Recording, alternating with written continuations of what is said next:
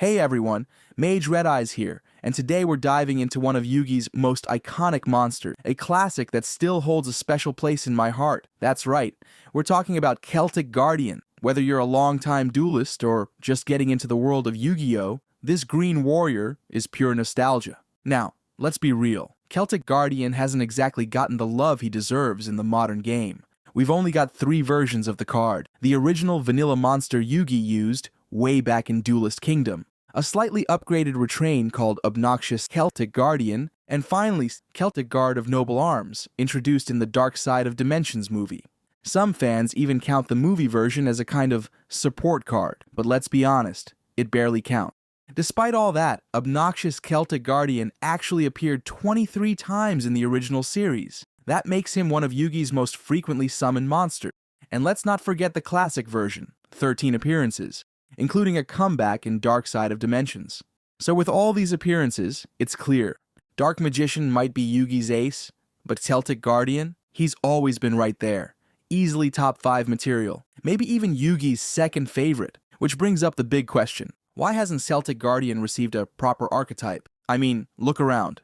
Gazelle, Summoned Skull, Kuriboh, Magnet Warriors, Gaia, even Black Luster Soldier. They've all been modernized with fresh support or even full-blown archetypes, but Celtic Guardian still waiting in the shadows. So today, instead of waiting for Konami to finally show him some love, we're going to imagine what a full Celtic Guardian archetype could look like if he finally got the spotlight he's earned. Let's start by analyzing the 3 versions of Celtic Guardian we currently have. First up, Celtic Guardian, the vanilla monster. He is a level 4 with 1400 attack and 1200 defense. He is an Earth Warrior. His flavor text: an elf who learned to wield a sword, he baffles enemies with lightning-swift attacks. Celtic Guardian should be familiar to anyone who watched the original anime. It was one of Yugi's go-to monsters. Now, if you're wondering what this has to do with anything, Celtic Guardian is technically part of the Celtic Guard archetype, though there's not much to support that yet. The monster itself was never spectacular. No effect, subpar stats, and released so long ago that it's practically fossilized. Sure, it's a warrior, which means it has access to tons of great support, but beyond that, and maybe using unexpected die, this card has nothing going for it competitively.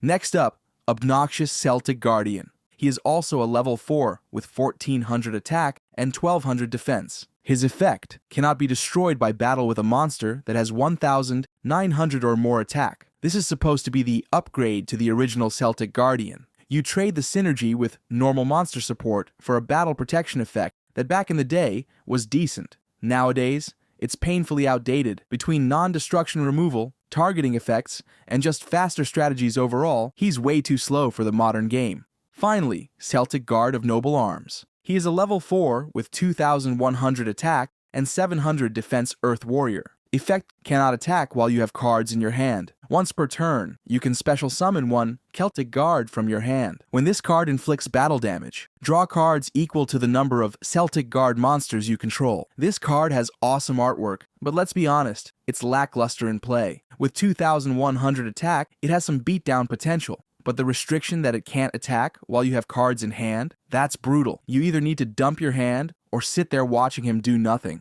He does try to make up for it with the ability to special summon another Celtic Guard and draw cards when he deals damage. But that draw effect rarely pays off since there are only a handful of Celtic Guard cards to begin with. It shows potential as a rank 4 deck, but that's about it. Now let's imagine for a second.